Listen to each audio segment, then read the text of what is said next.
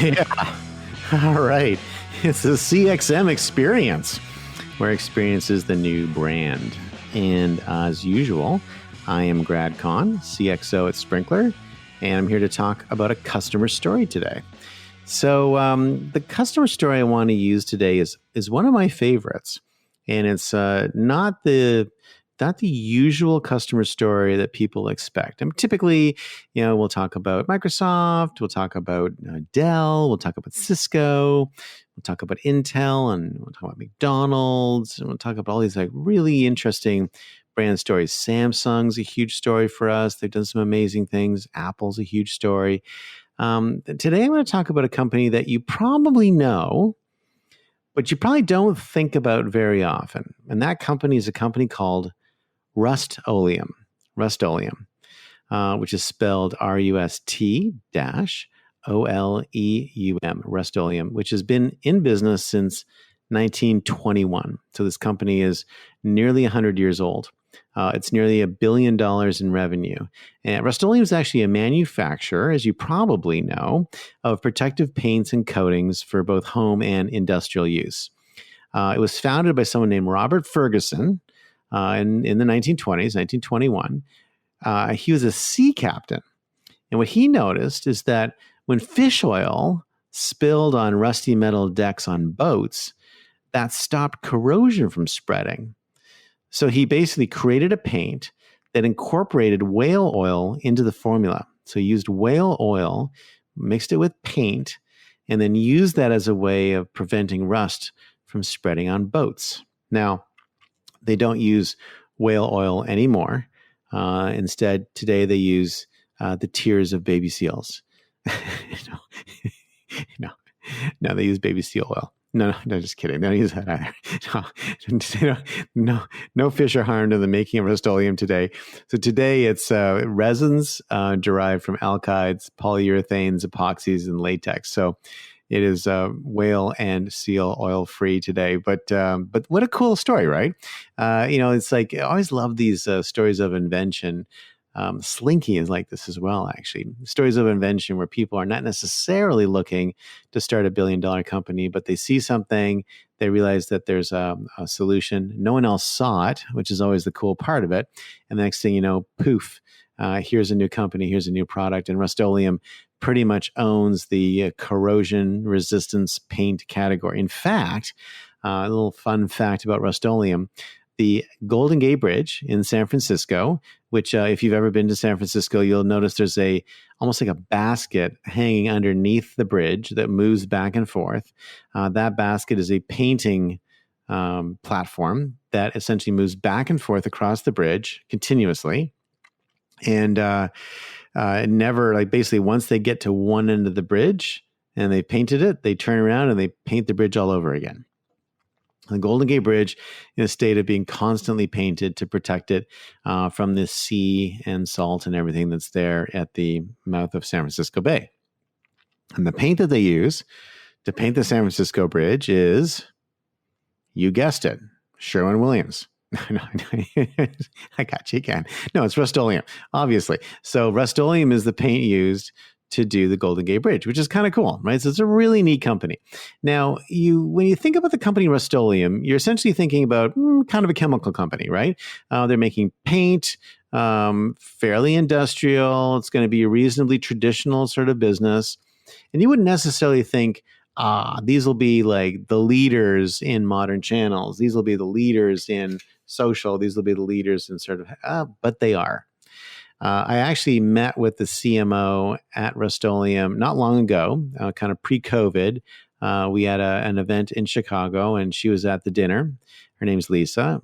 Very nice. And we had a wonderful evening. And at one point, she turned to me, and we were telling a bunch of stories and sharing a bunch of just different ideas. And different McDonald's was there, of course, because we were in Chicago, and a number of other people were there. And they're all just sort of sharing their war stories.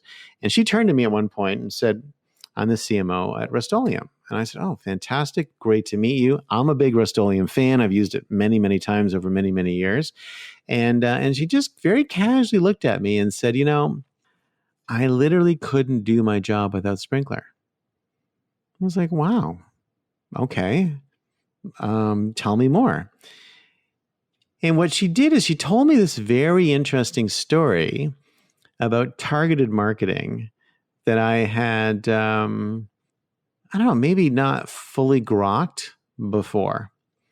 So her point to me was Rust-Oleum, as an amazing company as it is, part of what makes it cool is they are constantly inventing new types of paint, and they have a zillion SKUs. So they've got a lot of different SKUs out there.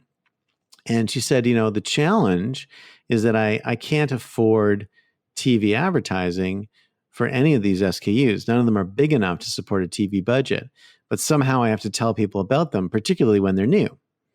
And so the first story she told me, which I thought was pretty cool, was a story about their glitter product, let's just say, right? So they had invented a paint that was both comes in spray and in normal paint cans, which is glitter paint. And you put it on the wall and it glitters. I mean, really, really cool idea. They kind of shipped it to Home Depot and their other distributors, and it just kind of sat on the shelf. And the reason it sat on the shelf is no one was specifically looking for glitter paint because it hadn't really existed as a category. And so no one was thinking, I got to get myself some more glitter paint today. Just kind of wasn't, people weren't thinking about it. And so what they did is they went in through Sprinkler and they found all the people who had posted about glitter, particularly on Pinterest. A lot of glitter boards on Pinterest. So they were integrated with Pinterest. And so they're looking at glitter boards, looking at people who talked about glitter, people who like glitter, because people who like glitter a lot. And then they messaged those people specifically saying, hey, I noticed you really like glitter. There's new Rust-Oleum glitter paint. Stuff started flying off the shelves. So it's think of this as almost a very highly targeted way of getting to people based on their interests. And we've talked about this a little bit before. We talked about listen, learn, and love. We talk about what makes the listen different from previous generations is that now we know what people's identity is and we know what their interests are. In this case, Rust-Oleum is using people's interests to sell paint. Another one, which was, I thought, really interesting and has kind of a bit of a life cycle marketing quality to it. Same example, Rust-Oleum. They have a paint that they invented called Tub and Tile.